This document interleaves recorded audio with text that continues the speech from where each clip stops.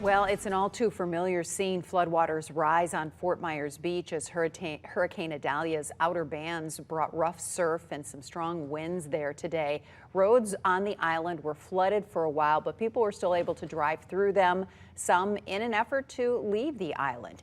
Thanks for joining us for our continuous coverage of Hurricane Idalia. I'm Lois Tomey. I'm Chris Safati. People are going to probably having some calm now, probably going to have a little bit of a rough spell tonight with some more rain. So let's get over to Chief Meteorologist Matt Devitt with the latest update on the storm and what we're going to expect here as it gets dark. Well, first off, right out of the gate, the best news is the worst part of the storm, the eye wall, we are keeping that offshore. It has already reached the closest point that it will be for us, and from here on out, it will be moving away. So good riddance. Now, in the next couple of hours, we will be approaching our low tide. And then once we hit after midnight, that's going to be the greatest water level rise because it coincides with the full moon as well as the winds coming in from the Gulf. Wind is a force, and it's basically forcing up the water, and you have the higher astronomical tides. You get lower low tides, but on the flip side, higher high tides. And I'm really thinking between midnight and sunrise, that is when we will see that greater surge potential. You got a little sneak peek a couple hours ago, but we will likely see higher amounts between 2 to 4 feet in the next couple of hours after midnight. So here's the very latest on the storm. First off, if you're wondering how much breathing room we have, let's put a time lapse on it, as it starts to move away, we actually have, let's measure this, I'll do Sanibel for a reference point, about 150 miles off the coast. So it'd be nice if it was even farther away, but 150 miles is certainly better than a landfall. Let's zoom on in as we also can show you how it is behaving. And some wobbles. It has been generally near or a little bit east of the forecast from the National Hurricane Center. There's going to be your eye wall, the worst part of the storm. And that eye is producing right now some wind speeds. Let's analyze it. Now, this is right around the core. Anywhere between, I've seen it as high as, let's see here, 77 miles an hour. It's even been approaching 80 and 90. There's an 85. And we do have the hurricane hunters. I'll show you this here in a second. They are right now in the storm and analyzing the intensity. So there it is. There's your eye wall. And the eye is smaller in reference to Ian, but that doesn't always mean that it's more powerful. It's just not as evolved as Ian was at this phase. So let's take you across the area as we are starting to see some bands move back in. And when the rain picks up, that's also when the wind is going to be picking up. Let's show you the big picture for the rest of Hendry County, Lee County, and Collier County. Now, it was kind of misleading here. Let's move the camera. We are going to see another pretty potent squall, and this will have a tornado potential. So Greg and I, we're not going anywhere. We want to make sure that you're safe and properly informed. Embedded within the yellow, you see these areas of red. That's where we have little pockets of twist and spin. Let me turn on the velocity, and there you go. Okay, so our velocity product, is basically wind, and where you see these bulbs of lighter blue and white, that is where I am seeing some rotation. Now, that is going to be generally heading north and northeast. So down the road, let's kind of time this out. It would be especially going to be heading to Sarasota County, could even skim areas of Charlotte County. It's moving to the north at about 30 to 35 miles an hour. So as we time this out, okay, that would be around Englewood, so time now is 8:03. It'd be Englewood at 9:26, and then Venice between 9:30 and 10. The Doppler estimates, we've had some good rain today, averaging of about 1 to 3. There's the infrared satellite imagery. Every now and then, a couple peaks. According to the National Hurricane Center, they have noted that this system is trying to continue to get stronger and better organized. And to help us out, the hurricane hunters, they are flying into the storm, analyzing the lowest pressure as well as the strongest wind speed, wind field. You know, whenever you see those stats where it says the wind, the pressure, that max wind is only for a small part of the storm. That's it right there. Now you have the larger tropical storm force wind field, which, let me move the computer out of the way. You can even see some of that skirting Areas of Boca Grande, Sanibel, Captiva, and that has to do with the rain right now offshore, starting to push north and towards the coastline.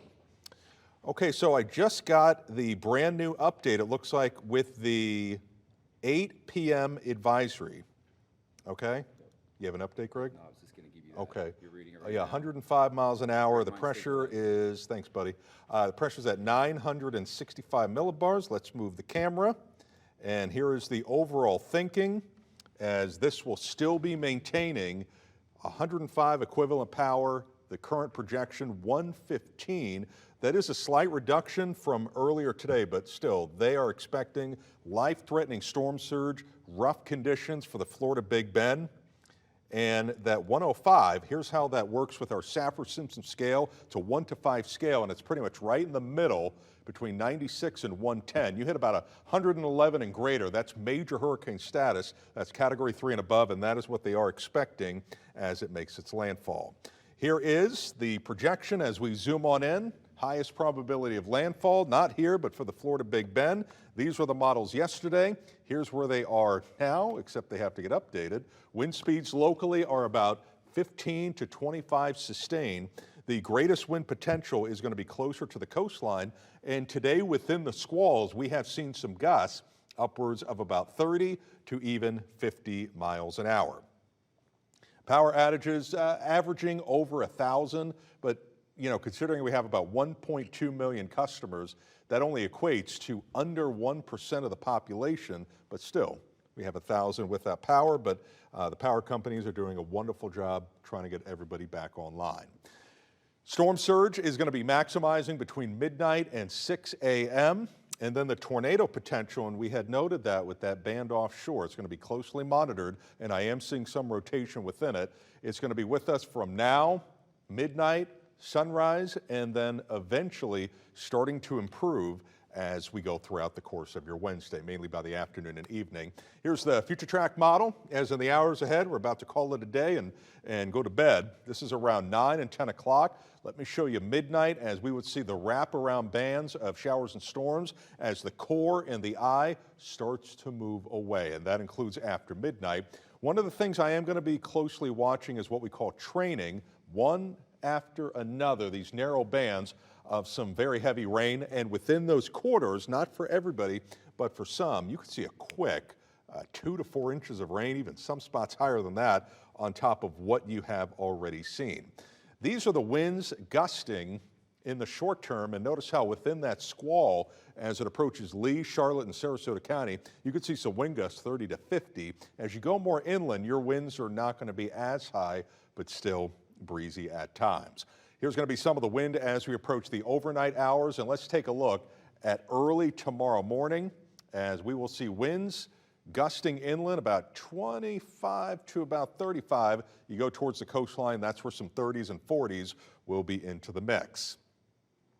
The WINK model in terms of rainfall, and it's showing you those narrow bands I had mentioned before about the training where, you go a couple miles away and there's not much, and then you are impacted by those areas of a quick 1 to 3 inches of rain leading to some street flooding.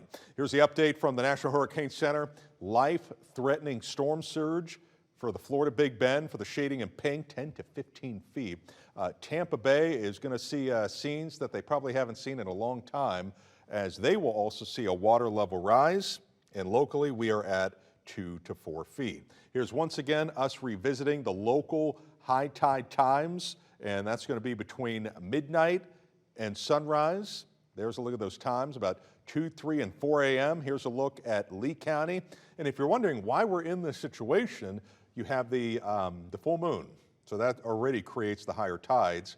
And then we have a south wind, a breezy and gusty south wind pushing up the water and coinciding with our full moon, as we are looking at tide levels on average to be 2 to 4 feet above normal. But compared to this previous graphic, where they're going to see 10 to 15 feet around the Florida Big Bend, we are certainly in a better situation. And I had mentioned this a little bit ago. I'm going to try to find the graphic in terms of how potent. I'll tell you what, we'll do that in another hit, but this is going to be one of the strongest systems that the Florida Big Bend has seen in a long time. Not since 1950 has there been something this powerful in this portion of our state. This is our future track model showing some of the wind gusts nearing hurricane force, if not higher, for Cedar Key. And then look at that, 100 plus. That's near Cross City, and you hit those type of levels, and power outages are expected for days, if not weeks, in sections of that coastline.